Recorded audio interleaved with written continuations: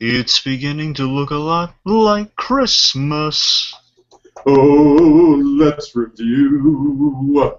We'll analyze the scene. Sounds holly and jolly to me. Before it's over, let's begin.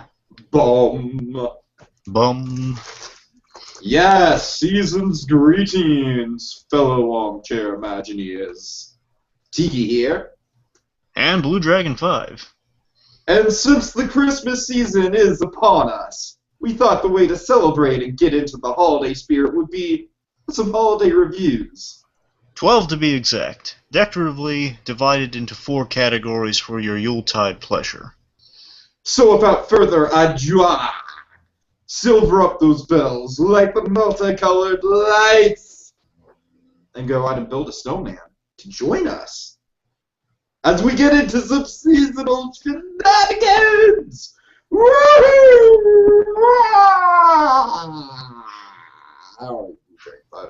And I'm holly jolly, to say the least. So tonight's category, we break it up into 4 categories. Tonight's category, we're going to kind of our other/nostalgic fondness category.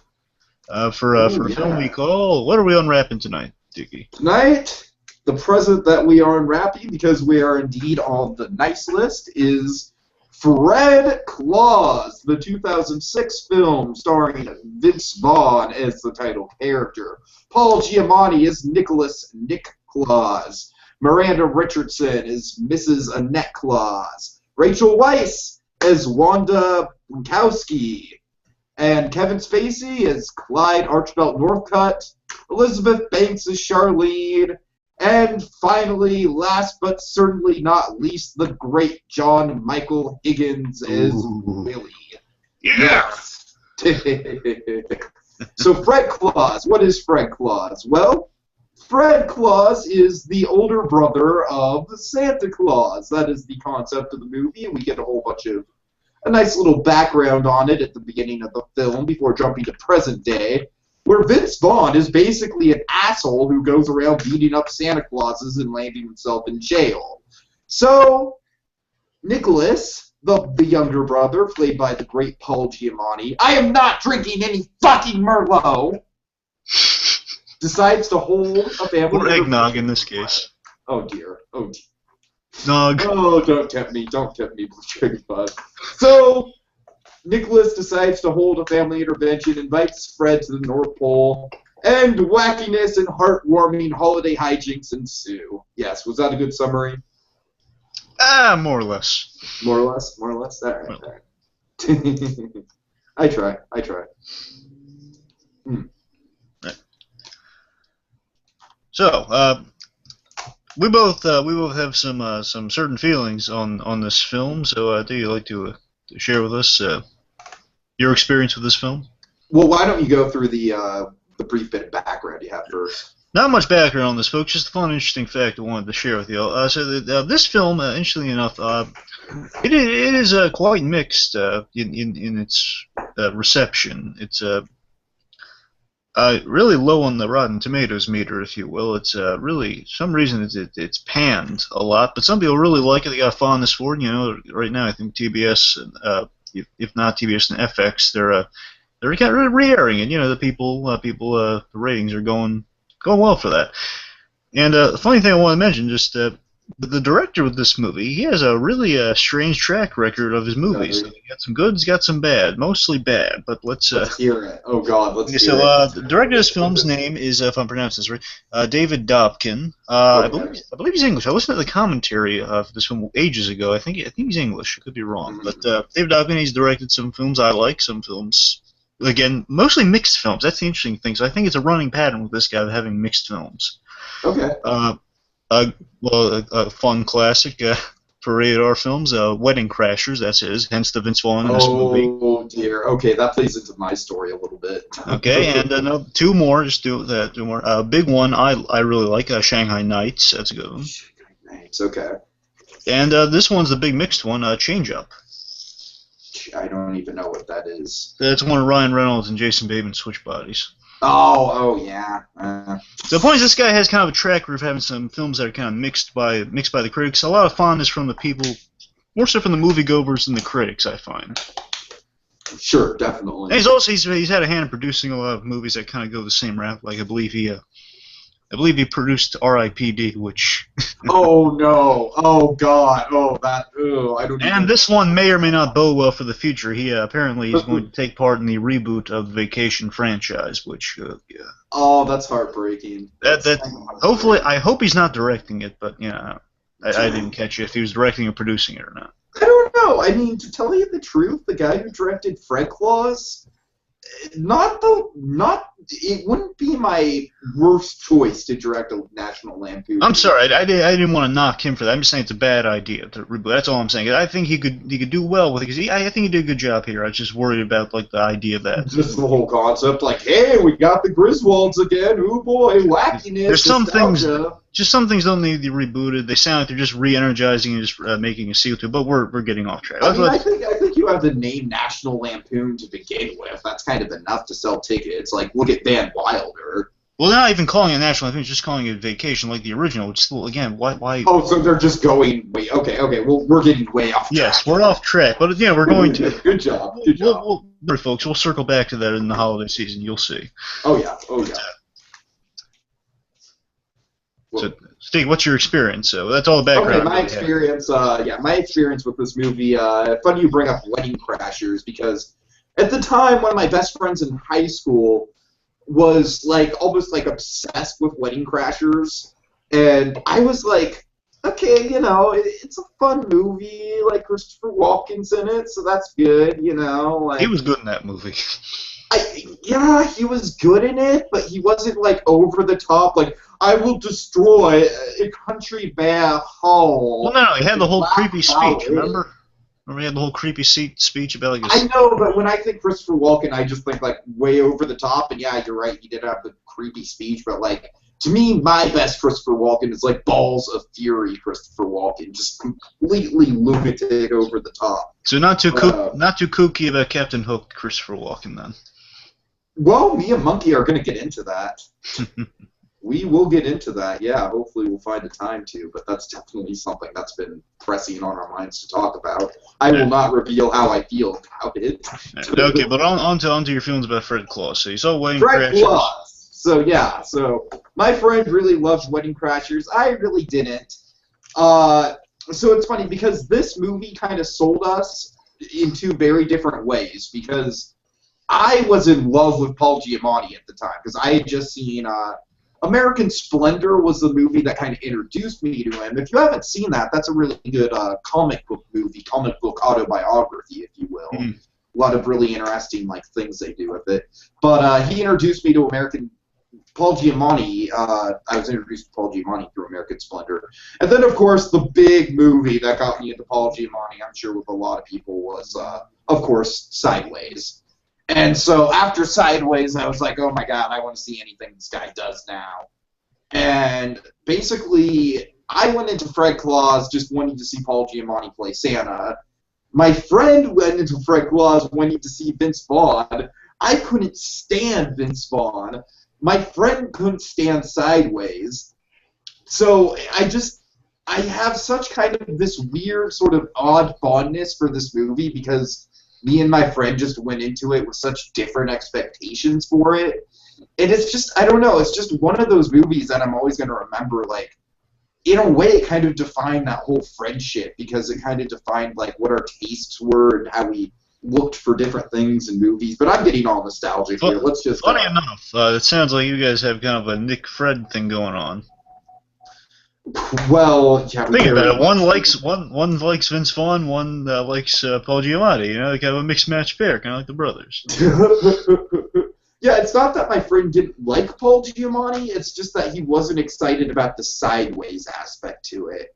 And we'll get into it, but I feel like there's a little bit I'm not saying that Paul Giamatti's character in Fred Claus is just completely oh, it's Miles if Miles was Santa Claus. But there's a little bit of Miles in this Santa Claus. I'll just put it that way. Well, speaking of characters, let's get into briefly. Let's get into some character dynamics that we really liked in the movie. Yeah. Okay, so I guess the good place to start is, of course, Fred and Nick. Yeah. Certainly. Yeah, these two, yeah, I think they have really good chemistry together. They're really good opposites that really they play well off each other. You got again, you really sympathize for Paul Giamatti playing Santa Claus in this movie. The way he brings kind of this stress, like a guy who literally carries the weight of the world on his shoulders and his hips. And that's exactly why I think his performance is pretty similar to his performance in Sideways, oddly enough.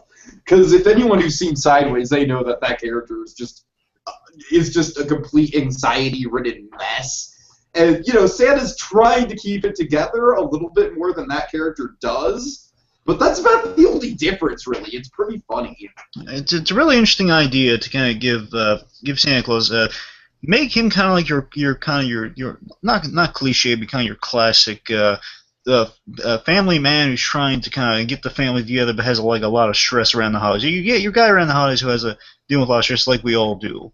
And Sure. Of course, what's the most stressful job you can give someone around the holidays? Being Santa Claus. And then he's trying to reach out to his brother, who's a distant guy, for understandable reasons. He's a distant guy, and it's just plus he's got a guy breathing down his neck from the council of I forget what they Yeah, Lex Luthor's breathing down his neck. Let's just call it like it is. He's Lex Luthor. Well, he has his Lex Luthor scene later on, but oh yeah. No, he is Lex Luthor in this movie. I joked with my character. I joked with my grandmother. She watches House of Cards. I said, that man should be president. Oh no! Oh God! And what do you say? I'm sorry. I said to her periodically whenever Northfield was doing some evil things that that guy should be president. In the show, I think he runs for president or something during the thing. Yeah, I don't watch it. Something like that. Yeah, just not available to me readily, so that's it was a little too on the nose politically for my taste, but I really like the style of it. But anyway. I don't watch it. But anyway, so yeah, we had a good character dynamic going on there. I just love the notion of this brotherly relationship. I think that was really well seated in the film. I love how at the beginning you see, Fred, he's a well-meaning kid with his brother. He loves his brother, like any brother deep down does.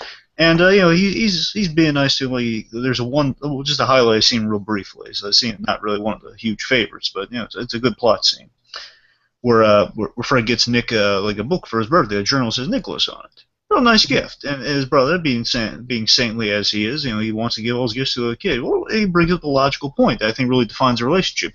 Nick, his holly jolliness and his whole Santa Claus nature gets in the way of their bond, and more so, you got Fred's the role in the dynamic is he's pointing out the logic of things, kind of trying to get through Nick's thick head sometimes.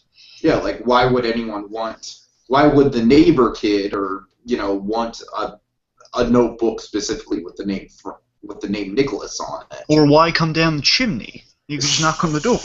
So again, I love that his brother's kind of pointing out the logic in this stuff. Oh my God, that scene where he first comes down the chimney and his parents just go nuts over it. Yeah, something I really loved about Fred. You feel instant sympathy for Fred, because who hasn't seen something unfold like a sibling being jealous of the other sibling? Oh yeah, sure. Yeah, of course, the big scene. Here's an issue I can have in the movie with one of our characters. What do you think of Mrs. Not Mrs. Claus, but the Mama Claus? The mother? Yes, Kathy Bates. I don't know. She's not in that much of it, but she's definitely very overbearing and not very likable. So. Well, remember, she's kind of playing an important role, so she's kind of responsible for the rift almost. Again, she's kind of showing the favoritism. Yeah, exactly. Yeah. Because she's the one who's really hitting it over the head. I mean, if it weren't for her, maybe Fred wouldn't feel so bad about the whole situation. Because she's really the only one. Well, her and Nick's wife, who I think is just one of the absolute most unlikable Mrs. Clauses we've ever had. Well, she's no Elizabeth Mitchell. No, absolutely not. But seriously, everyone, just the mother is constantly oh, you suck, Fred. You just suck. Why Like, why can't you just have magical powers? Like, you know, and it's Why can't you be more like your brother? Yeah, yeah. And man, yeah, like you said, definitely like instant sympathy on Fred's part for sure. Speaking of, I'm sorry, anything else you want to say about Fred and Nick? Well, yeah, just really quick, I just want to highlight that I remember when I first saw this movie, I thought all the flashback stuff was really cheesy, but rewatching it, I definitely there was a lot of heart to it, and also a lot of really good foreshadowing. You know, I really liked the stuff with the tree and the. Well, to be fair, they're not really flashbacks. That's just the beginning. Well, no, you're right. It's not flags. It's more just the prologue. But no, just all that stuff was really well integrated. I felt like it made for an overall, like, if it didn't have that in there, I don't feel like we would have sympathized with Fred nearly enough, because Fred is truly an asshole in the first act of this movie as Vince Vaughn. Like, you've got to admit that. You know, I disagree. I liked Vince Vaughn in this movie. I did. Now, I'll admit. Now, to be fair, to be absolutely fair, he encourages a little girl to go out and get pregnant and be a single mother before she graduates college. How is that a good guy? Can I finish my thought? No, answer my question. I need to do that so I can finish my thought. All right. Okay. Like I was saying. Because that's literally the first thing we hear from him. Now look, Vince Vaughn. I recognize the issue of Vince Vaughn. He's kind of a fast talker. Pretty much gets he's really quippy. Gets a lot of stuff out there, and they really just let him ramble, let him kind of the spitball ideas, improv a lot. Vince Vaughn out of that, literally, like, he's one of those actors for me that has just, like, I mean, Adam Sandler has punch drunk love. Like, Adam Sandler, he's crap most of the time, but he has some knockout performances. Same with Owen Wilson. Vince Vaughn has never impressed me in anything. So I'm sorry. Least of all the Psycho remake. Oh, dear God. But I don't know. Believe it or not, this is probably my favorite Vince Vaughn performance, because there are some good emotional bits in there with him, and I'll admit, I think it's just warming up to him at first. I think it's intentional, though. You kind of have to. This guy, this is probably one of the roles that I dislike him the least in. So, yay. Well, I mean, I think it's part of the progression. You gotta see how kind of this guy has a chip on his shoulder. He's got issues with Santa, as we see in the beginning, and just they have to get you understand the thing. I don't think he's not telling the girl to get ready. Well, what if that happens? He's saying, look, I got you to get out in the world. Maybe there's a guy, maybe there's not a guy. He's just running through all the possibilities. He says, regardless, you're gonna have a child in your life, and you're gonna be happy. You're gonna thank your pal Fred. So look, I'm not condoning. I'm just like, dude. The point is, that is terrible advice. No, he's just saying get out in the world. He's the issue. He's literally saying get out in the world, get pregnant. Who cares if it works out with the guy? You're gonna have a kid, and yay for that. I'm sorry, but I don't condone stuff like that. No, he's just no. The issue, he's riffing. Okay, he's riffing. No one's stopping. Right. That is the issue. Yeah, that's what I'm saying. When he riffs, then inappropriate fucking stuff comes out, and I take it out of context. And it's hard to edit. That's what I'm saying. Yeah, right. I'm not knocking it that it's an acquired taste. I see it more as you just saying get out in the world. But you're right. I'm saying it's. You see my moral quandary. I see your point. I'm just saying that's the reason it's in there. Okay. Yeah, I don't see it as that bad, because he's riffing. He's being a little silly, and he got kicked by the girl, and it's kind of good. The point is, what I like about Vince Vaughn in that scene, however, to be fair, I do kind of like this fast talker quality, because Santa Claus is a real honest, genuine guy. You got his brother's a real fast talker. He's an opportunist. So the guy, think about it, the guy who his brother's a giver. This is a guy who's a taker, literally, and his occupation is a taker. He's a repo man. I thought it was a brilliant idea. Yeah, you're right. That is a pretty good conceit. And we see in that scene that he's not exactly that good with kids. I mean, I shouldn't say he's not good with kids. I should say that he has a unique dynamic to kids. He has a different understanding of kids. He levels with them, which I thought was really interesting. Santa Claus, he's gotten a little out of touch with the kids, as we see. Sure. Again, I think it's really interesting dynamic. Fred has his own way of doing things. I don't think it makes him that unlikable. It just makes him you get it where it's coming from. Yeah, totally. I don't So, know. I think it's an acquired taste. I guess I think it's Vince Vaughn on the whole. He's an acquired taste. Sometimes he works, sometimes he does. In this movie, for me, he works because again, so they really sell me on him in the emotional scenes later on. all right, all right. So speaking of kids, can we move? The next dynamic that we sort of see is the dynamic between Vince Vaughn, Fred, and this little kid, Samuel. That Cartoon Network put their money in and Yeah, did you not want to pay talk him. about that just a little bit? Yeah, just it's nothing much to say. Just like I remember when Cartoon Network, the CN as it was called back in the day, was Oh dear God! Oh having their no! basically they dropped the cartoon from their name because they realized for a certain point, yeah, we're not doing cartoons, so we're just gonna have crappy live action programming. And Yeah, because people love that. because this kid was in things like That's So Raven, he was kind of making a name for himself. I guess Cartoon Network got the bright idea, hey, let's snatch up this kid. He did some good work on Disney. Let's bring him here. Pretty much, they gave him like, oh, he's so cute.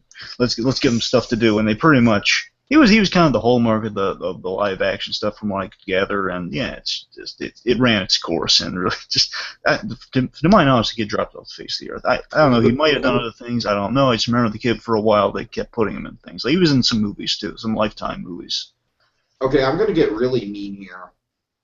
This kid is one of the most schmaltzy-ass plot lines I have seen in any Christmas movie.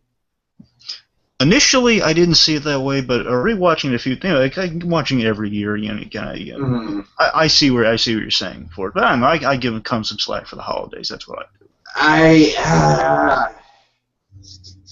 To me, I don't know. It's just, I'll admit, I think the orphanage scene later on, that's pushing it. But before then, you know what my problem with the kid is? I just don't feel like the relationship between the kid and Fred is established very well at all. No, I like how. The kid literally just crawls in. Isn't his first appearance like he just crawls in through the window or something? Yeah. It's a pretty established relationship. They're saying well, they should actually not pretty established. Sorry, it's like they imply it's an implied established relationship. He walks in, he calls the kid by name, slams. If you're gonna come here, don't come bouncing off the walls. I love this. Again, showing you how he operates with kids. He just settles. He levels with the kids, saying, "Hey, listen, you're gonna come in here, act like a gentleman, would you?" You know what? You know what that dynamic does kind of remind me of in a good way. To give this kid some credit. Carl and Russell. No, I actually don't really like Russell, but it reminds me. It reminds me of Tony and the kid in Iron Man 3. Oh yeah, actually, yeah. A little bit. Because because the thing with Vince Vaughn, and I kind of hear what you're saying. Like the thing that kind of makes him likable is, he's not talking down to kids. He's really like he's putting the kids on his level. Yeah, I love that. And it's like, all right, I'm gonna fast talk you, and you're gonna get married, you're gonna have kids, and blah blah blah blah. If you don't understand me, then fuck you. No, of course he doesn't really say that. But okay. Anyways, with this kid, I don't know. It's like, yeah, you're right. It's the orphanage. Is it because he's too cocky, or was it line I don't know. I think it's just because he got in a fight, right? Well, yeah, he got into a fight. Remember, the kid, he didn't initiate it though. He I know. wouldn't stop it. I just think the whole plot line is just really surfy. And then what bothers me, and I guess there's no, you know what? I think Fred should have frickin' adopted the kid. Well, he's still in his life. He was adopted by someone else. I know, but it bothers me that Look, for a moment, when I saw it the first time, I thought they were going that route, but they didn't. He was enough, and he's still hanging out with Fred. It bothers me that they just introduced the family at the very end, and I don't know. To me, it's like the kid. There just seems to be this disjointed thing about the kid in the movie where he doesn't even really feel like he fits. You know what I mean? It's like I totally get what they're trying to do. They're trying to establish Fred's dynamic with kids, and I get that. That's cool, but I don't know. Maybe just another draft of the script or something to give him more to do to flesh out the relationship a little bit more. I don't know. And I really think from a storytelling perspective, Fred adopting him in the end would have made the most sense. And I think it's kind of unsatisfying that doesn't happen. Well, to be fair, it is kind of a big step to take in the kid and raise the kid. It's a bit much. I mean, I'm not saying it's a bit much. I'm saying it's a rough thing to buy. But you have to really sell it. It's Christmas. Well, obviously he wouldn't have done it on the holiday. It would have taken time to adopt the kid. All right, all right. Are we kind of done with this? Okay, just real quick, a few dimes. Yeah. So yeah, we mentioned Annette. So Nick and Annette, they got kind of they got a thing going on, pretty much like she's the I hate doting her. wife. She's so unlikable. I'll admit, look, she's kind of the Deborah of this. If I reference everybody loves ring, she does kind of look like her too. She's kind of the Deborah of this special. So at times you like her, sometimes you don't. I mean, I like the idea that. No, I never like her. I like the Ever. idea of her. I'm not crazy about the execution. I like the idea. Like Santa Claus has a wife who's she cares about. Again, this is on paper mostly. She likes him. She watches out for him. Says, hey, listen, you gotta stop stress eating. Okay, give your brother some stuff. That's classic wife and like the lazy brother-in-law type. But she just comes off so cold. You're right. You're right. I'm just saying the idea of it's not bad, and it's a real dynamic they're trying to see in there. But yeah, she's just not enough warm scenes. There's one warm scene with him. She just says like, "Oh, Fred." That's it. Remember? Yeah, and she gives like a nod of acceptance. That's about it. And to me, that's about as convincing as Montoya being like, "I'm so happy we're on the same side now, and I'm very sorry I let my emotions get in the way." So she's Tommy Wiseau. Is that what you're saying? Oh dear God. Okay, look, let's not drag that into the point. Is she's not as bad as Montoya, but yeah, you're right. There's very much lacking. And there's a lot lacking for her. But again, the idea is appreciated. But yeah, you're right. It doesn't translate that well. Okay, I think there might be one more. Do we want to touch it? Well, I'm gonna go. Well, let's talk about Willie and Santa's little helper, Charlene. Sure. Wait. Just, I love it. I really love this whole dynamic. I think the character of Charlene, I don't know, it's like, I'm very mixed about it, because I think a lot of it is pretty much like, hey, we have to have a gratuitous, sexy elf in this, you know? What? No, sorry, I thought I misunderstood you for a second. Yeah, no, yeah. No, yeah, it's like, you know, a lot of it feels gratuitous with her, but what I like about the character is that, you know, like, when she's first introduced, you're just like, oh God, it's Santa's little helper, and it's like this girl's gonna be such an airhead. But then throughout the movie, you actually see her doing her job and doing it really well. And then by the end, when she's like super invested in everything, and you know what I mean? It's like you really grow to appreciate her. Now, I like that she serves that plot purpose. However, that's a concern I have with her. I think she serves a little too much. Like she's just in there for the plot. I mean, she has those character bits of pretty much she's doing the calculations, which I like. And she has that one. She has a quick line between Santa Claus and basically real bad stuff happens, which I'm going to get into when we talk about scenes. But pretty much just Charlene, tell no one. That's a point. Is like I like those moments with her. However, I just feel she's in there just so Willie can have a love interest, which kind of like we're operating off pre-established character stuff, which again in some cases works, some cases. I'm just glad that she didn't end up with Fred. I think that would have been. What? No, she wouldn't end up with Fred. What made you think that? Because I just think that Fred's girlfriend in this movie is so freaking unlikable that I didn't want Fred to end up with her in the first place. But we'll talk about that. Yeah, we'll talk about that. I do like the relationship that develops between the two. One thing, still rewatching it all these years later, still kind of rubs me the wrong way about Charlene. Come on, you still don't know his name? Yeah, right. I mean, he's bunking with Santa's brother. That's kind of big news. I think I remember the elf's name. He was bunking with Santa's brother. I don't know. That's the only.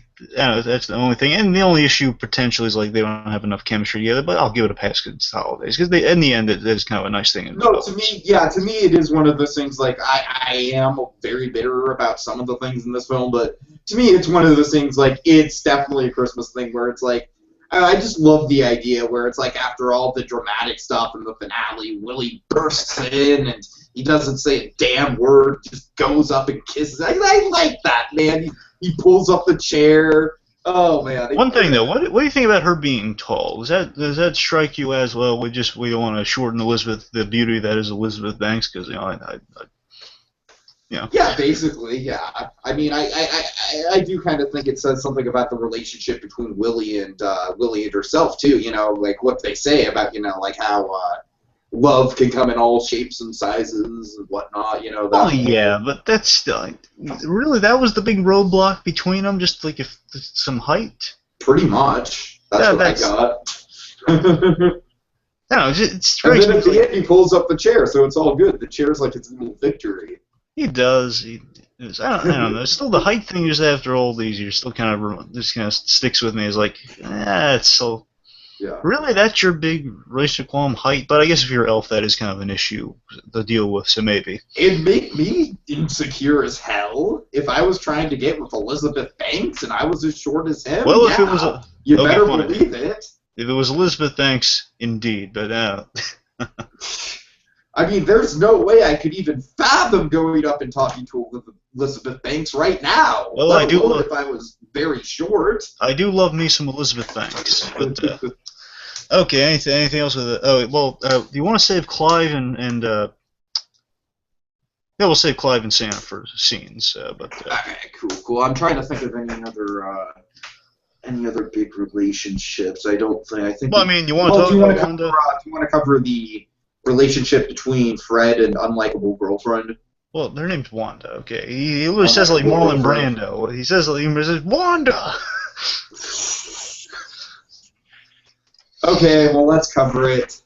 I don't mind it. It's I like the I just like the simple idea that he's gonna date. It sounds so silly. I just like he's dating kind of an English girl. Yeah, I know. I just don't like. It's kind of cute, but I just don't like this girl's attitude at all throughout the whole movie. Well, I'll admit, I think the bit later on in the therapy scene's a little much. I like her reaction to like Mr. Santa Claus and all that stuff. Pretty much like she's kind of I like putting her in this odd situation. I'll admit that, yeah, her reactions to like the actual Santa Claus stuff were pretty funny. Yeah. That I like. I'll concede to you that it's a bit of a bio. She tells Jeffrey Dean Morgan, the comedian. Oh yeah, that's right. That's right. It's uncredited. I believe uncredited. By the way. Yeah. Tells Jeffrey Dean Morgan that no, she doesn't have a boyfriend. I mean, that's a bit much. Like, but then they did have a fight, so you kind of have to wonder about it. And I think it's just in there so Fred can feel bad. Oh yeah. And yeah. it is really forced because of that scene, like Fred saying, "I've been watching. I haven't liked what I've seen." I think a lot of the stuff that involves Fred watching other people is very forced and contrived. No, just that. For me, it's just that one case. I like. Well, what about the kid in the orphanage too? Well, that's a plot. That's a needed scene for the plot. Which for the end result, I love the end result. I have to keep it in there, but just. I'll accept it because you see the reaction on Fred's face, and then what happens after. That's what I love. And we're going to get to that in the scenes, which I guess we'll get into now. All right, yeah, go for it. What is one of your favorite scenes, dear sir? All right, one of my favorite scenes. But before we get to the scene I just mentioned, I'll mention some other great favorites. Probably the funniest scene for me, I think kind of the centerpiece of the movie, one of the centerpieces of the movie for me is the dinner scene. Oh yeah, oh sure. Now, my absolute favorite part of that whole scene is the beginning to it. Basically, Fred on making conditions with Nick on the phone. I don't know if I forget if you distinctly mentioned this in the plot synopsis or not, but Fred gets in jail and pretty much his brother wants him to kind of not work it off, but pretty much he wants him to visit so they'll bail him out only if he visits. Mm-hmm. The family because he's never visited once, and he says, you're not gonna have Mom ambush me, are you? No, and he does. So pretty much, I love Fred and Nick, and Fred being accommodating towards the beginning, saying, this is gonna be nice, having a nice dinner. Thanks for inviting me. Nick, no problem. Now he sees his mother and father in the windows as he backs in. Okay, if I could make a sideways parable. Like, this scene is kind of a funny reverse version of the famous Merlot scene from Sideways. Because it's two characters that are, like, bickering about how they're going to go about this dinner and arguing with each other. And Paul Giamatti's playing the reasonable one, and Vince Vaughn is playing the one that's freaking out. And Vince Vaughn, instead of not drinking any fucking Merlot, Vince Vaughn is like, I am not going in there and interacting with Mom! And then I love how it's like, there is no way I am going in there and having dinner. And then just cut. Yeah. Hey! So I absolutely love the chemistry between them during that. It's just such a great back and forth they have, and you get to see Nick was expecting this, and pretty much then he has like this. There's a cute little sound effect they work in there. It says, okay, read the end of the book. Fred does not go to dinner. Okay, here's a sequel. It's in stores now. Ding dong. Hear the little sound Yeah, effect. yeah. Fred's back and he's ready for dinner. Says, no, get this, and they're just bickering like brothers. I love this. And Emperor says, Nick, get this through your head. I am not going to dinner. And I just said, pretty much, he says, well, you know, how was Santa Claus going to lose an argument? Come on. Yeah, yeah. Then the dinner scene that follows. I love Paul Giamatti a bit with Paul Giamatti in the scene. I love the enters the house and we see Fred was had a lot of tension about going in there, and then what's the worst thing that happened to Santa Claus in the scene? Clive Northcutt's mingling with his parents and joining him for dinner. Says the guy who, by the way, pretty much Clive Northcutt is the representative of the council, the big council of not Fairy Tale. I don't know what the council's name was. It's very, very kind of like No, they gave it a not name. very well established. They gave it some sort of name. I know they gave it a name, but I just don't feel like they like. Oh, the board. It's the board of something. The board. The board. Because I remember he just has that awesome scene where Clive Northcutt just sits down. He's saying, "The board wants me to shut you down." The board is seriously considering shutting you down. Point is just the guy is really putting a lot of tension. Basically, the reason there's a lot of tension between Northcutt and St. Claus, he says, look, the board's considering shutting you down. Basically, you have 3 strikes. Basically, you have 3 strikes. He's already gotten at this point 1 strike, and just Northcutt's starting getting close with the family, and he's oh boy, it's like the most uncomfortable dinner. I just see the fear on Santa Claus's face. It's just oh boy. I mean, that's one of the fun things about this movie is that it's like Santa Claus is usually such a quote-unquote perfect character, and Paul Giamatti is like anything but, you know what I mean? It's like... It's really cool to see Santa Claus flawed. Yeah, absolutely, absolutely. Does it make sense? Again, I think I'm going to highlight in the good section here something that always kind of wins over me is like kind of the logical logic. Illogical being kind of the idea, you know, we got Santa Claus and North Pole doing all this stuff. But the logic of it being, okay, well, if you had this job, you'd be very stressed out. Yeah. And these are some of the things you need to do. You know, it's like he has to go to every house, every kid around the world, and deliver a present before 5:30 in the morning. Yeah. Anyway, so the dinner ensues. It's really uncomfortable. You get some good dialogue in this scene, pretty much like saying, "Oh, you don't need to keep feeding him. He's a nervous eater." Says, oh, so I snore. Stuff like that, pretty much. And then the real. I love how, by the way, I love how Clyde is seated right next to Fred. Two kind of the guys bringing Nick the most stress right now, are right next to each other. And Fred, really good seating too. Just very much, Fred's right directly across from his mother too. Oh yeah, Sally Bates or Sally. Shit, I thought Kathy Bates. I almost said Sally. Hey, Kathy Bates.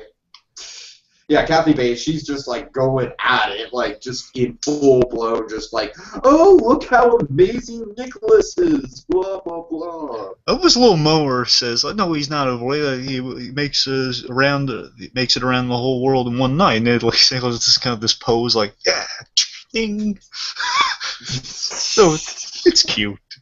But point is, then I love how Fred's kind of the undercurrent of the saying, "Oh yeah, it just jacks me out of my mind that he can go around all those houses and break in. I mean, it psychs me out." Again, I love this dynamic. This premise is so clever that it's pretty much like Santa Claus is a brother, so you're Fred Claus. Who? I'm sorry, quoting Guardians of the Galaxy. It's stupid.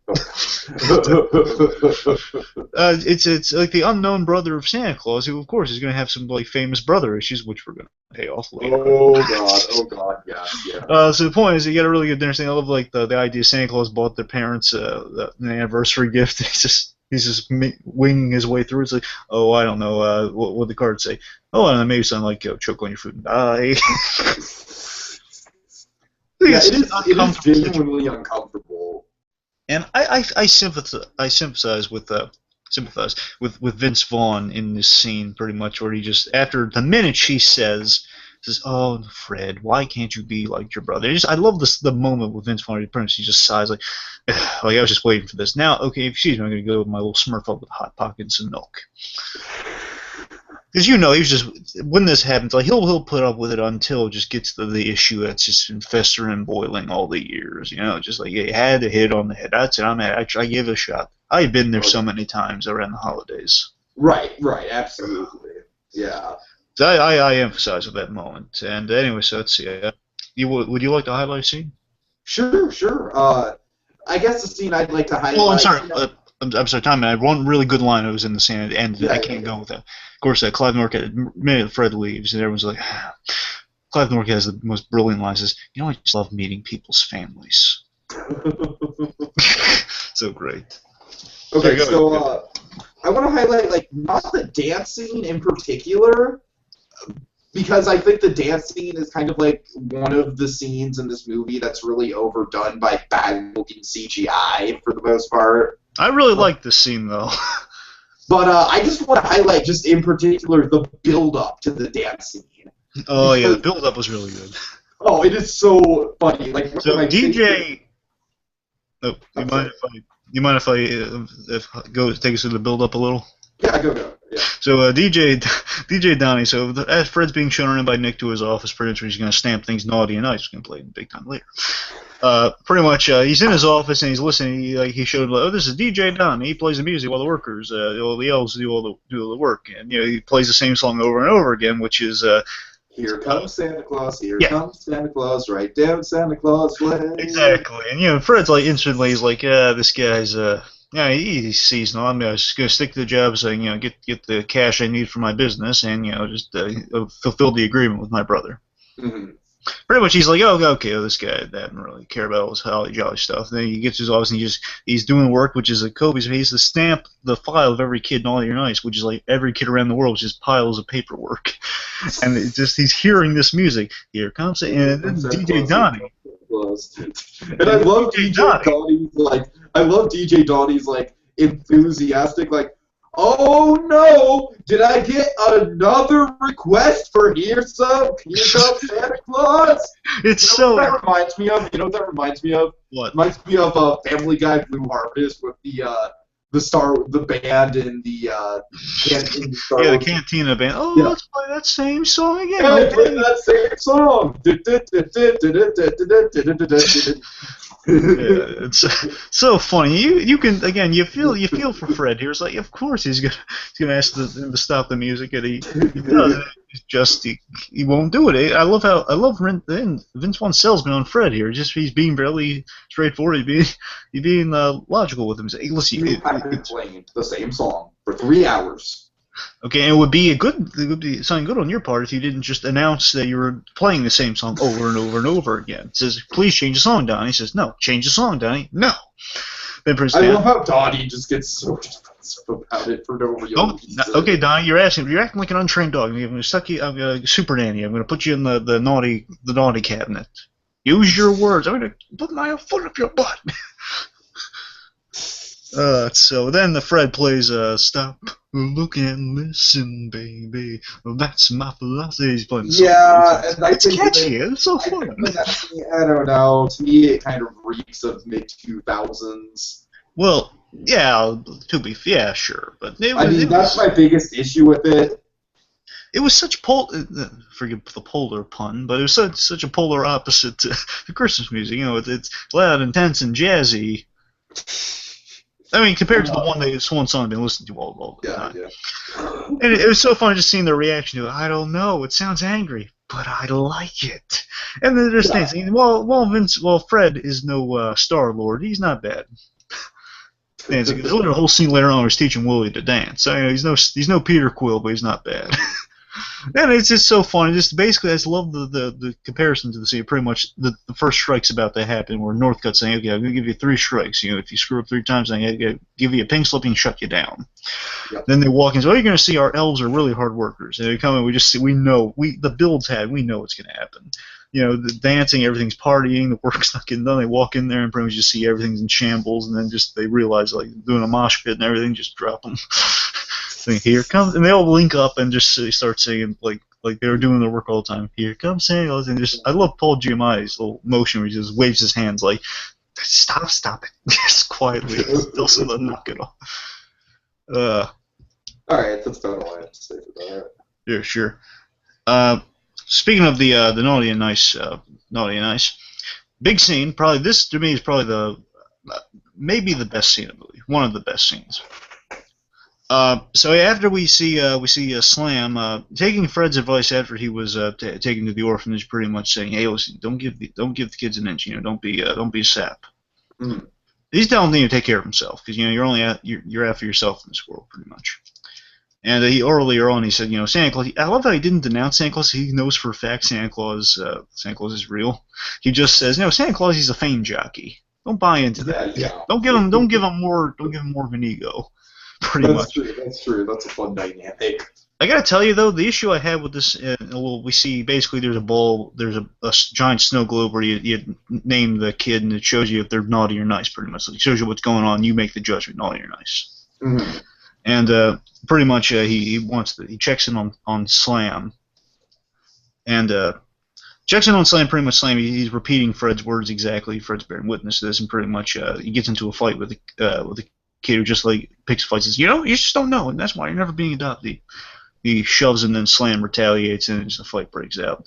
And that put him on the naughty list. Which I gotta tell you, just the issue I have with that is, the kid, don't you think it's a bit of an overrated? I mean, the kid who's like calling Slam out and saying, he's just making jive talk. Yeah, I know, and I kind of do like a little bit of the commentary that they play with the naughty list and how naughty kids in this day and age are a lot of the time more misunderstood than anything else. Exactly. I love that message for the movie. And that fits perfectly with Fred. Fred, he's not a bad guy, and you understand in the past why he's been acting naughty, because he's getting the shaft from his parents for his brother. Sure. And he's got a chip on his shoulder. Plus, what happens if your brother, you get shafted, you get the shaft because your brother's so nice, holly jolly, and then he turns into Santa Claus, and you can't go the holiday. Go through Christmas without seeing your brother every place where you just want to not think about him. Mm-hmm. It's like that's a great idea. And the point is, so Fred in this moment he's looking at his buddy. His buddy slams a letter to Santa Claus asking for a puppy. A little smiley face drawn next to it. And I love the music in this scene. Oh, I love the little twisted like snapping like a piano string tuning or something, then snapping almost. Mm-hmm. Pretty much like he grabs like the naughty nice stamp, but he grabs the nice stamp and he stamps it on there hard. And it pretty much then he just progressively it's like this is what he should have done in the Psycho movie. I love just the look in his eyes and everything in this scene, because you can sense all the issues that have been boiling kind of coming out here, and he's doing something for a noble cause in his mind, like Right. Again, he's kind of realizing no kids are naughty. And he realized, I did wrong to this kid, and he shouldn't be on the naughty list. And he's going to think about, well, no kid's really naughty. That was seeded in earlier on. He saw, well, maybe that kid's not naughty. And Nick just kind of shrugging it off. Point is, it's just that he goes bump, bump, bump, bump to all the files, and that comes to bite Nick later on, big time. Oh yeah. Because like the way that scene's all set up.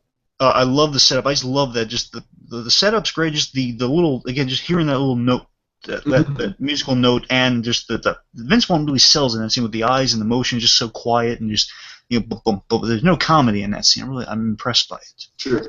When this movie does drum, I respect it. I respect it for going that mild, despite being a holiday comedy. Okay. There's what about Kevin Spacey's evil scene where he's shredding the letters? Yeah, that's good. Such a Lex Luthor scene. Says, well, that's what I'm saying. Yeah, like, you want to get into culinary school? Well, here's a way to make pasta. And here's the creepy part: is when it like transitions to the next scene, the realization that all the files are gone. You just hear, "Oh, Fred," because he had a little scene with Fred, pretty much seeing that he's going to set this guy up. Oh, Fred, you've been so very, very naughty. Which again, this predates this comes before the scene I just told you about. Which again, really weaving a really good narrative going on there. Yeah, like, sure. Naughty, and now he just says naughty, and now talking about nice. And then of course the third strike, Fred doing all the nice stance, and in that scene, if I can just transition this part here, it's another one of my moments, real quick. Sure. I love the firing scene. essentially he's getting the pink slip after it's realized that there is no way to Mm. make toys for all these kids. Pretty much, the framing of the scene is what impresses me most. Uh, Charlene bears witness to this off the side. It's a really quiet scene, really, really ominous scene. I love the tone of the scene. Pretty much, Santa Claus is on one side, and he's like, Mr. Northcutt, because he knows what's coming. And Clive's there pretty much handing things, oh, who am I kidding? This is fantastic for me! Oh, that's such classic Spacey. It is. Spacey's awesome. And he hands him the pink slip, and then he just says, "You're." Before he says that, the great shot. I love the framing. It's Santa Claus on one side, and Clive on the other side, and in between the action, it basically showed me Fred Claus from earlier today, and you see Fred, stamping it really, really angrily. Stamping, and he says Nick's reaction to it. That's what melts me. Like, he's seeing like my brother pretty much like screwing me over and ruining my life right in front of me. And I can't blame him too. I can't be mad at him either. He's Santa Claus. He's saint. Yeah. Pretty much then just the stamping, and then pretty much you're fired. And then it's it's so sad. No, yeah. I mean, it's like like Santa Claus just got shut down. Yeah, that's a pretty crushing blow. Oh, jeez. Yeah, honestly, I think Kevin Spacey is like he works better as a villain here than he did in frickin' Superman Returns. Yeah, that's kind of a sad fact. But he was good. He was good in Returns. He just did the plot didn't support. Quote Superman Returns. Are you saying I'm wrong, or are you just quoting that he's? Both. I'm using a quote to say that you're wrong. I mean, the movie didn't support him as a bad guy, but he himself wasn't bad as Luthor. I don't know. I'd have to rewatch it. Anyway, any more scenes you want to point out? Yeah, well, let's highlight the the freaking sibling therapy. Oh, jeez. Come on, we gotta highlight this. This is like a comedic highlight. I'll take us through it. Okay, so it's basically at the low of low points in the movie where Fred's gone back. He's gone back home, and he's feeling all guilty about everything he's done. He's feeling terrible, but at the same time, he's still bitter and resentful towards Nick. And so he visits, what is it? It's Siblings Anonymous, right? Yes. Now, here's a question I have for you, T. I'm wondering if you can remember this. Did it say famous Siblings Anonymous or no? No, I'm pretty sure it just says Siblings Anonymous. All right, because that's important for a gripe I might have. Yeah, I'm just saying, Fred's last... Do you think Fred has an assumed name? What do you mean? I'm saying, can he really go around with the name Fred Claus? Don't you think he'd change it? I mean, is Claus, do people not have the last name of Claus at all? I've never heard of a Claus. You've never heard of a Claus? Well, I've heard of the Santa Claus, but that's a legal term. No. Yeah, I don't know. Well. Anyway, sorry, go ahead. Okay, so Fred walks in. There's this guy with a pretty thick accent. And he's telling his story like, me and my brother, it's not that I didn't love my brother. I always supported him. Oh, I taught him everything he knows. And then he gets really quiet, and it's like, and then Rocky came along. Okay, now to be fair, he sounds like a lighter Stallone in his voice. No, yeah, you're right. You're right. Frank Stallone's actually he was a nice guy in real. I've seen him in interviews. He seems like a really cool guy.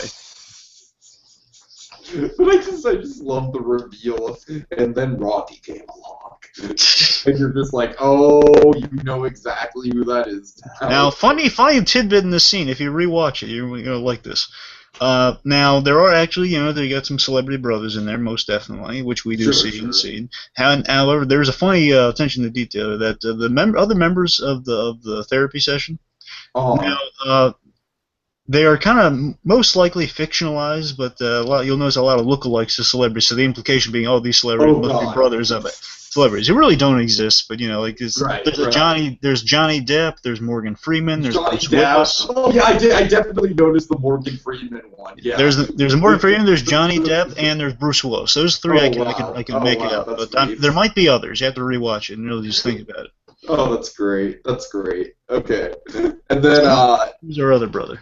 So then Bill Clinton's brother gets up and Roger Clinton. Roger Clinton, yeah, he's just he just goes on this whole monologue about like, oh, me and Bill, we started from nothing, and then suddenly Bill, he's the president of the United States, and how do you deal with that? You're not ever going to live up to being the president of the United States. And then what does he say that sets the Baldwin off? Well, no, remember, it's Fred. Fred. Oh, yeah, Fred. Okay. So Fred's interjecting the whole say? meeting, saying, "I got something important. I got to bring Princess." Well, yeah, my brother. He's really. Oh, yeah, Fred just basically brings up that his brother is Santa Claus. This is just the part of the. This is. I'm sorry. Did you? I'm sorry. Is this a joke to you? Because I don't think it is. Is this a joke? This is a serious issue. We are going through very. So Stephen Baldwin of not even the best of the Baldwins either. Oh my god! This is just great. This is like the comedic highlight of the whole film for me. He's just going off on Fred. And then they put at the end. Stephen Baldwin, what a trooper! Because they take some shots. Pretty much, he started to freak out. He's like about the deck Fred's holes, so to speak. And pretty much, they stop him. The Clinton gets in the way, and pretty much the therapist, the guy leading the group there, he says, "Hey, Stephen, that's not Alec." That's not Alec.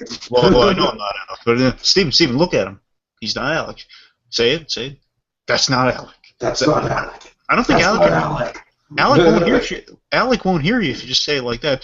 That's not Alec, and he's jumping up. That's not Alec.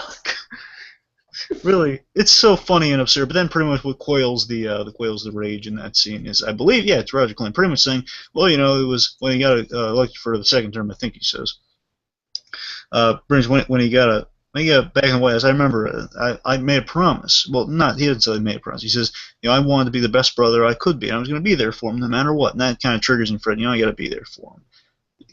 I believe what got him to the meetings, he opened the gift of the rebuilt birdhouse. They kind of made him stew on. Yeah, definitely, yeah. Right. So pretty much he uses like the cash that Nick gave him as kind of payment for his business he wanted to start. Pretty much he uses all of that to get back to Nick to help him out save the day, because now the holiday's been kind of shut down. To get back in production, deliver the quota so the deal can still go on between North Pole and the board. Okay, so yeah, that's about all my favorite scenes, unless you have any others. I got one last one. Huge one. This is probably I know what it is. You know what it is. Yeah, of course. I have a couple issues with it, I'll admit. Okay. Oh, this scene's great. It's let's just call it the Superman cape scene. Yeah. So pretty much, I should mention, by the way, Fred, Santa Claus at this point, he can't deliver the toys because he had hurt his back in a really awesome fight between him and his brother. Snowball fight. Pretty much he hurt as he threw out his back. He's a big man, and he's limping around with a cane. Mm-hmm. Anyway, so basically, while a North guy he's trying to stop Fred's attempts at delivering all the gifts to the children of the world. He shut down the power pretty much, and apparently no one turned on the power before he does. Right. Apparently. Okay, I'll admit that is an issue, but regardless, what we find out about it wouldn't have solved anything. Oh, yeah. End of the day, it's kind of it's a point that eats itself out, I guess. It's. Anyway, so the point is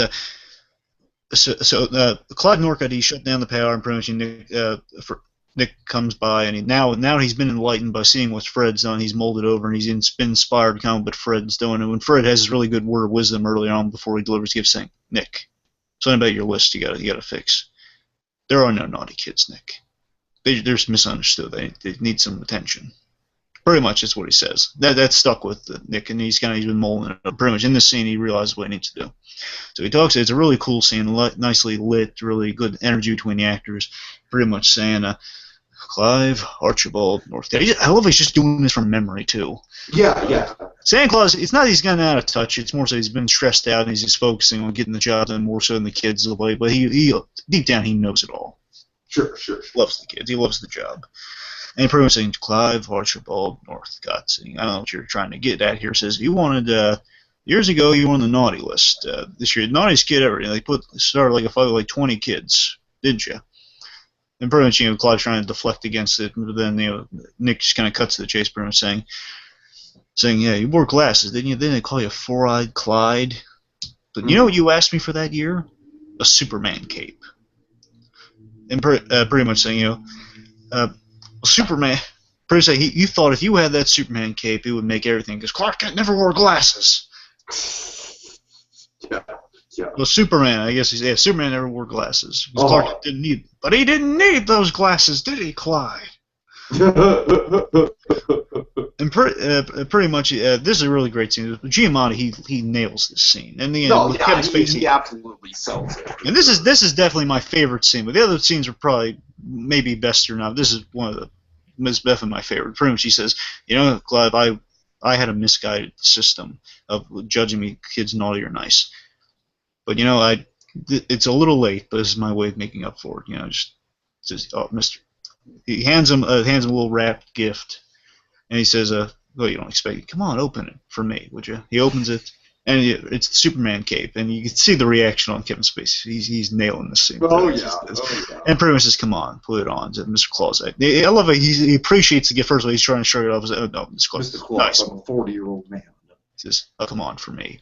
And he puts it on. Oh, I love the music in this. It's so genuinely played. I love it. It's so absurd, but it's played so straight, so with such majesty. I love it. And just first of all, of course, the inside joke being literally the year before this, or at the same time, if I'm not mistaken, Superman Returns came out. By the way, it was the year before, and yeah, to tell you the truth, that's my one issue with the scene is that I feel like it's less of an inside joke and more of like a hey, remember this? Remember using Superman Returns? That was Superman. Oh my God, it's so clever, right? Well, you mean you don't appreciate kind of the little nod? No, I'm just saying. I thought it was just too on the nose. Like I just think it's just like yeah. Well, now it's Superman. Yeah. The way I'm saying they played it so straight, I didn't care. It was a fun little nod because they played it so. You're right. They played it about as well as they could have. I'm just not in love with the idea to begin with. The point is, so he puts the cape around his shoulders, and you hear like da da, and then he takes his glasses off. Takes the glasses off, and you see the boyhood memories return to Kevin Spacey's face, to Clive Northcott's face. Yes, the Ratatouille moment. And just he feels so confident, feels so good about things. Says, Superman, I need your help. It's so sweet. And then it's kind of the moment kind of defeats itself when he tries to turn on the power. No, but he was on board for it though. The point is, Clive has come around, and he's gone past his hatred of Santa Claus for the reason not getting this cape years ago. Yeah, I think to a certain extent the relationship between Clive and Nick is almost a little bit Syndrome of Mr. Incredible-esque. Almost. I mean, of course the circumstances are a little bit different, but I'm just saying, like, in both cases, they're basically being evil and just, like, wanting to destroy the character's whole life because of a misunderstanding that happened as a kid. Oh, yeah. So, all right, just a little interesting parallel I got to. Again, really magical scene for me. I loved it. It's silly, just the end. And of course, the thing that makes it really silly is the fact he's played Lex Luthor, but it's so sweet and so played so earnestly. Basically, it's a man who has spent his life hating Santa Claus, but he's getting the recognition after all these years. Santa Claus is becoming more of a fuller person because it's part of Nick's arc. He's realizing there are no naughty kids, and it's making him a better Santa. It's kind of taking the stress off. I like that. Okay. All right, so that's for all those scenes I got. All right, so now for in lieu of pros and cons, we'll do the what parts of this movie are naughty and which parts are nice. Bam! Bam! No, you gotta really show the force like bam. Yeah, you show the force like bam. Okay, so nice. Obviously, Paul Giamatti. Certainly. Okay. Naughty. What do you got? I'm sorry, I couldn't. Can you repeat that part? Do you think the connection? Naughty. What do you think? Well, you want me to say something naughty? Yeah, say something naughty since you're more on this movie side than I am. All right, there are definitely some naughty things. There's a plot hole with the whole opening of the gift. Why didn't he open it when he was like at the North Pole? Very true. Very Would have true. saved him a lot of cash. Because he can't build his business anymore. Don't get me wrong, I mean, he's better for it, but still he could have opened it while he was there. Yeah, like I said earlier, I think big plot hole, not necessarily a plot hole, just I don't think that they really explain Kevin Spacey's character very well. I mean, I like his character, I just don't think they explain the organization very well, or I don't like it kind of bothers me that like he terminates Santa and then the North Pole gets shut down, but then Fred can still return and do the Christmas thing. Well, look, the movie just wants a threat in the form of a physical guy who's representing a bigger cause, because they just basically they just need somebody. Yeah, basically, just need something that could threaten firing Santa Claus, and it has to be something that's over him, which would be a board of some kind. Like if it works like a corporation of business who like can can the Easter Bunny. Okay, I'd say there's a lot of good stuff about the effects in this movie. There's a lot of like anytime the effects are practical, like anything with the elves, it looks good. A lot of the crowd shots with the elves look really dated. Oh yeah, they could use like a few renders here and there. Yeah, yeah, and I think. But to be fair, they are sparing with the effects in this movie, which is good. No, they are, but like the big dance scene in particular kind of sticks out to me. Like, ooh, yeah. Well, I need crowd shots, but to be fair, the mapping of the faces on the bodies are pretty good. Mm-hmm. I kind of feel the same way about some of the shots where he's flying the sleigh in the finale. Some of the shots look really good. Others look pretty bad. Let's just put it that way. Fair enough.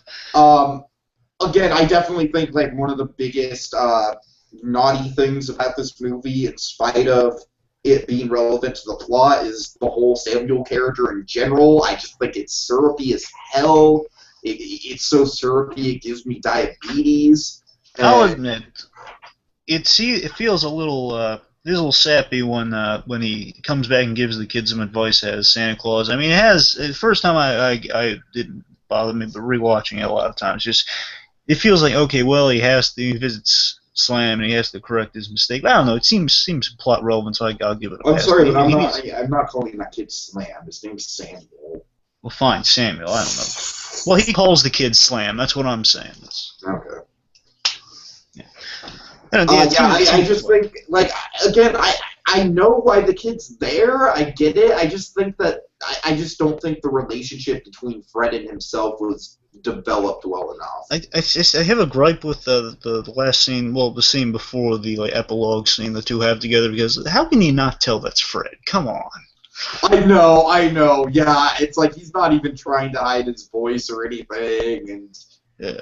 Well, all he did was move the hat in front of his face. Come on. I do kind of like the shot of him with the hat, though. Yeah, well, he does. Just from a shot composition point of view, I like it, but I agree that what it's trying to do is kind of ridiculous.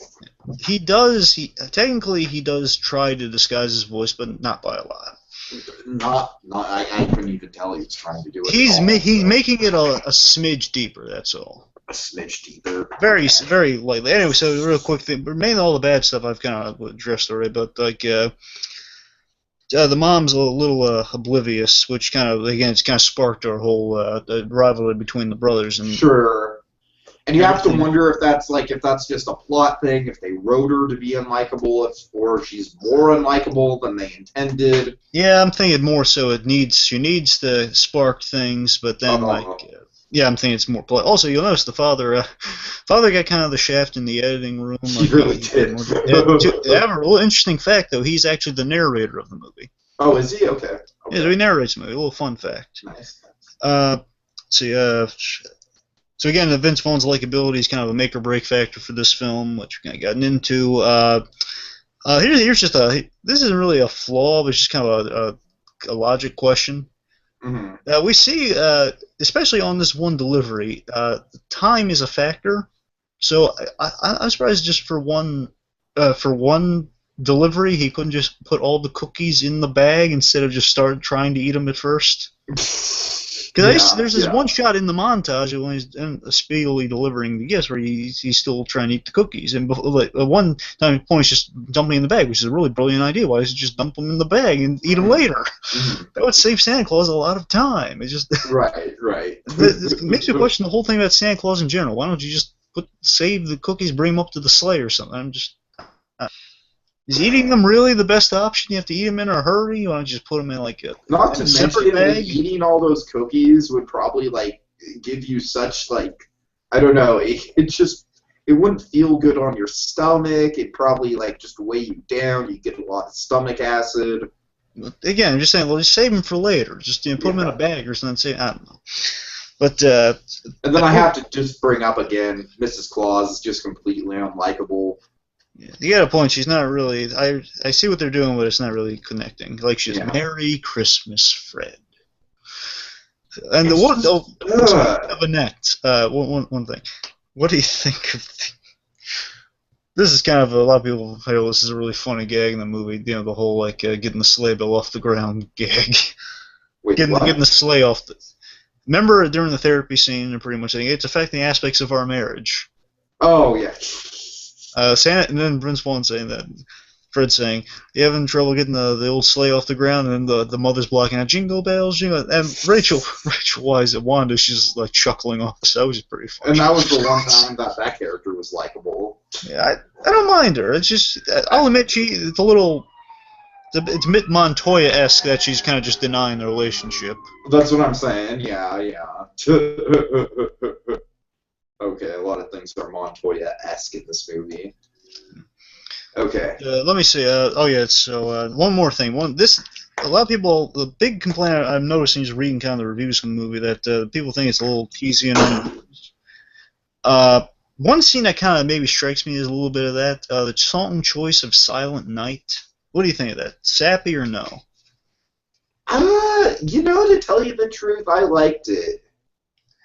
Yeah, it's just rewatching it over and over again. Just kind of like, it's okay, but it's kind of basically we know what's happening. It's a little almost like, they watch this every year after they. I mean, I prefer White Christmas myself, just because that's my favorite Christmas song. But I think I'd like it more if they played White Christmas. That's just my sensibility for the music, though.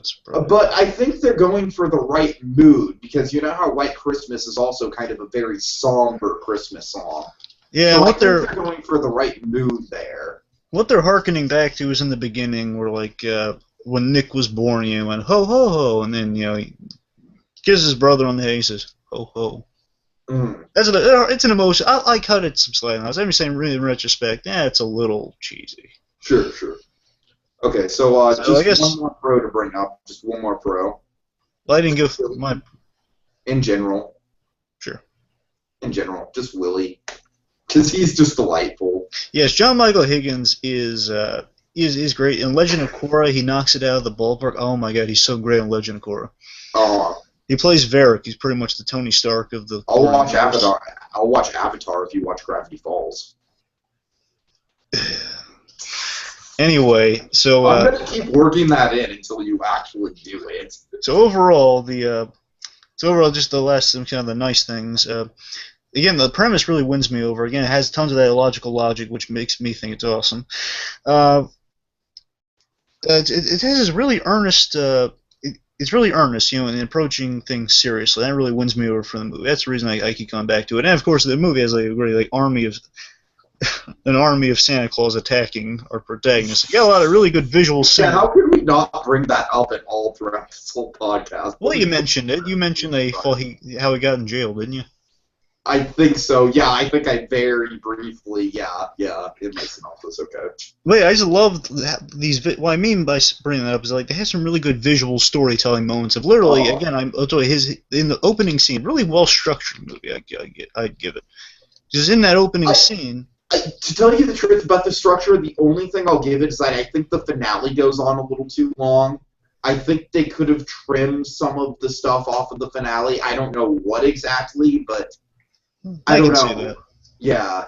That's really my only complaint about it, pacing-wise. Yeah, but I mean, I like the structure of when we directly cut to Fred again, we see Repo Man looking at a Santa Claus, and then basically this scene just epitomizes the struggle of Fred. That literally the guys dressed like his brother are chasing him. So he just can't win against his brother, pretty much, and literally overtake him. So like, just it's funny. Again, it's an earnest approach with a lot of silly stuff in it, but they win me over on it.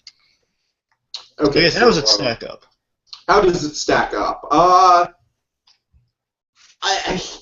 tell you this much.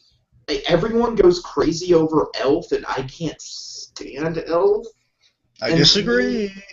I know you disagree, and I'm not looking forward to reviewing that at all. I am. I'm not. It should at least be for a polarizing discussion. But to me, this is kind of my Elf, because I don't know. It's like, I feel like this movie actually deserves a lot more love than it gets, to tell you the truth. Like, I've been down on certain parts of it, and Vince Vaughn and yada yada, but, I mean, you're right, I don't really like Vince Vaughn, but he does turn in a pretty likable performance here. He goes from, his transition in the movie, you're right, it's well structured, it's well played out. You can't go wrong with Paul Giamatti as Santa. It is one of my favorite interpretations of Santa. Just a lot of things about it I feel really hold up. There's a couple dated effects here and there, but overall, I think it's a really, really solid choice to review, and I'm glad that you brought it up, because I feel like it's a little underappreciated, to tell you the truth. Oh yeah, it astounds me when people say it's a bad movie. Oh, it was really fun. I sat through Frank Claus. Ooh, that's why is that an insult? Unforgivable. Yeah, so it's very sort of, just for me, it's very fun. It puts me in the holiday mood, but the message of the movie is about kind of like, it's kind of the struggles of family around the holidays, and really the stress of the holidays too. And I love how it approaches that by taking these big figures and really having new takes on them. It's like, what if Santa Claus had a brother? That's such a simple premise that it delivers so well. It could have been a terrible movie. Could have been a Tyler Perry movie. Oh dear God. But thankfully, they did not go that route. It could have been like, this sounds like a bad '80s movie premise, more so. But no, they really sell you on it.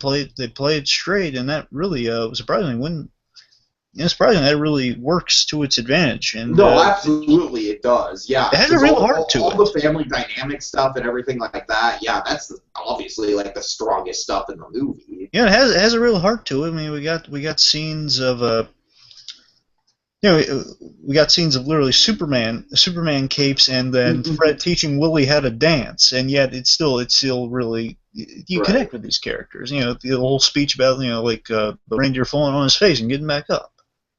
Yeah. Sweet moments. It's filled with sweet moments, and it's good. It's fun to watch around the holidays. Yeah, sure. All right, so I think Fred Claus definitely gets on both of our... I'm screwing up this sentence. Definitely gets on both of our nice lists. Certainly. There are no naughty movies, Tiki. Just misunderstood. I could quote a few naughty movies. Okay, fine. Well, I mean, there are no naughty holiday movies. Just misunderstood. All right. Well, Bad Santa. Okay, well, there are no unintentionally naughty movies. Just. All right, fair enough. All right, so it's time to wrap up. Time to wrap our Christmas gifts for next time. Well, do you want to tell the audience what we're going to be reviewing on the next holiday Shenanigans, season 1 Shenanigans? It involves Red Ryder Baby Gun, doesn't it? Yes, it does. Yes, it does. Folks, we're going to be we'll give you a little sneak peek of what we're wrapping right now. We're wrapping a Christmas Story. Oh yeah. Spoiler alert! And I know I'm going to get lynched for this. I don't much care for it. Yeah, so that should be an interesting discussion. All right, takes to the outro, BlueDragonFive. I want to say this, I disagree with him. Don't lynch me, lynch him. Okay, so, time to wrap up. Well, kids, time to dash away all. But as we wave goodbye, don't you cry. We'll be back again next time. With even more seasonal shenanigans! Fa la la la la la la la. I am not drinking any fucking Merlot!